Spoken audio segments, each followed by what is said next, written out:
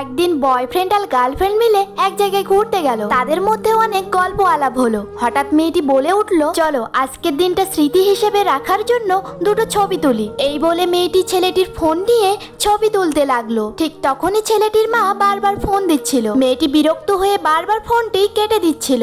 এক পর্যায়ে মেয়েটি ছেলেটির উপর রেগে গিয়ে বলল, দেখো এবার থেকে আমার সাথে ঘুরতে আসলে তোমার মায়ের নাম্বার ব্লক করে দিয়ে আসবে। যখনই ঘুরতে আসি তোমার মা বারবার ফোন করে বিরক্ত করতে থাকে, আর সেটা যদি না পারো তাহলে কোনোদিন আমার সঙ্গে দেখা করতে এসো না। ছেলেটি মুস্কি হেসে বলল, ঠিক আছে ব্লক করে দিব। মেয়েটি তখন খুশি হয়ে বলল, সত্যিই তুমি এমনটা করবে? ছেলেটি তখন বলল, হ্যাঁ, তবে আমার মাকে নয়, আজ থেকে চিরজীবনের জন্য তোমার নাম্বার আমি ব্লক করে দিব। কারণ তোমার মতো নিচু মনের মানুষের জন্য আমি আমার মাকে কষ্ট দিতে পারবো না। কারণ আমার মা আমার কাছে এই পৃথিবীর শ্রেষ্ঠ সম্পদ, যাকে ছাড়া আমার দুনিয়ায় অচল। এই বলে ছেলেটি সেখান থেকে চলে গেল এবং মেয়েটি নিজের ভুল বুঝতে পেরে সেখানেই চুপচাপ দাঁড়িয়ে রইল। বন্ধুরা, আপনারাই বলুন, ছেলেটি কি মেয়েটির সঙ্গে ঠিক কাজ করেছে?